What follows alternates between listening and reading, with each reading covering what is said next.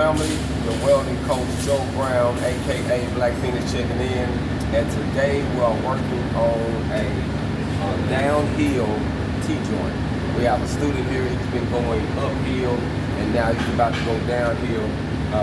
He's been struggling with the process, fam, but now he's finally from going through all of this. We finally got him a good one. He dropped a pretty decent one in over here, and so I'm about to go downhill and show him the process of downhill.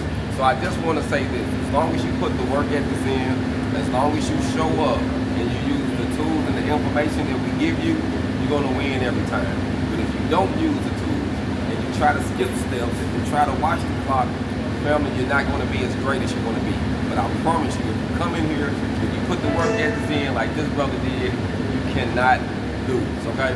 So we're gonna grind this now. We're gonna do the full 1, 2, 3. That's the goal. We're gonna do one. We're gonna cut that one, and we're gonna stack the other one, because that's basically the process. Now, when you're doing the MIG welding, we actually got it on about 18.8 volts and about 199 on the wire speed. Got the wire speed coming out pretty good.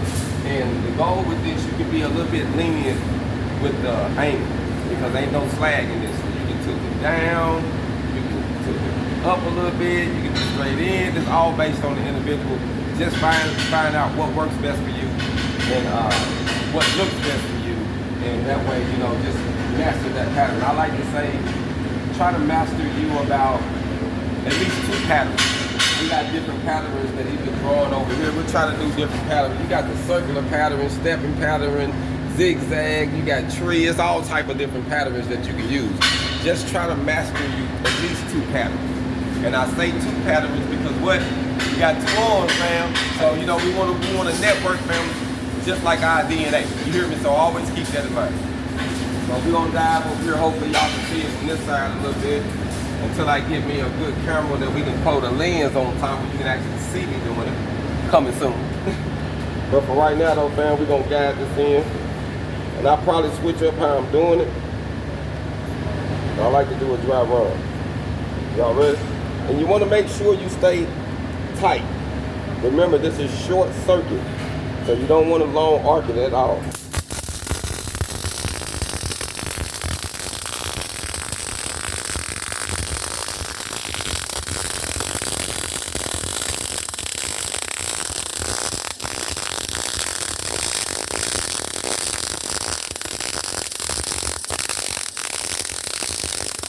You always want to keep that corner in front of you. You don't want it to get down. That's the main thing when you go down here.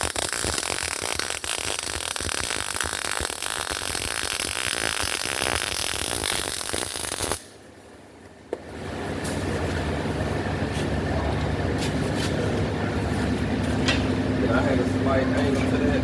We're going to hit it so we can.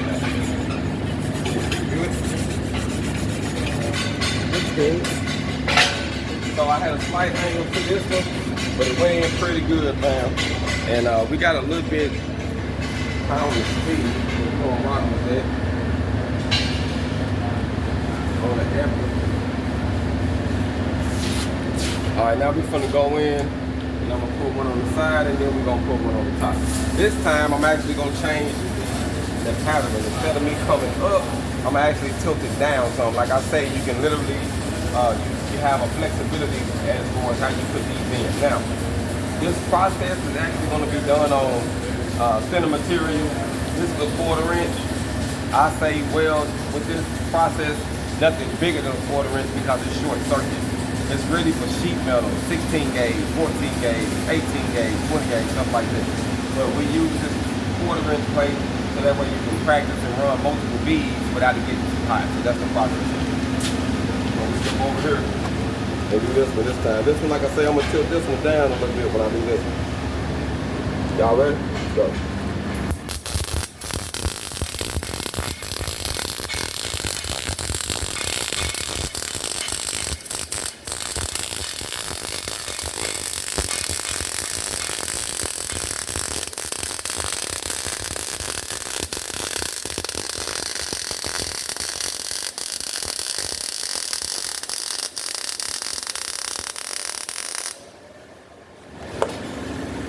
So like I say, man, you got flexibility.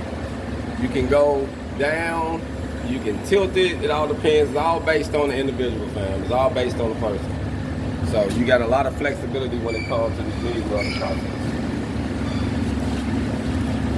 Let's drop our last bead in.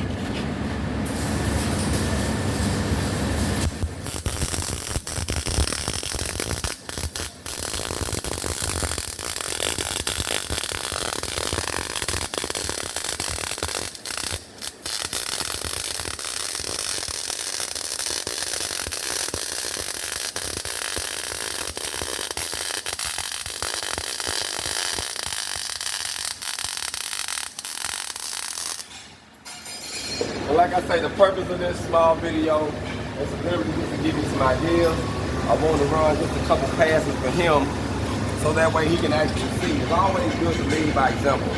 When you are a student and you're getting started, it's always good to know that the person that's teaching you can actually do the process when you're learning. And normally it motivates them some when they dive into the room to actually see one of us do it. And then normally they take it and they go from there. But the goal is to lead by example. So thinking about learning how to do this process, family, is very easy.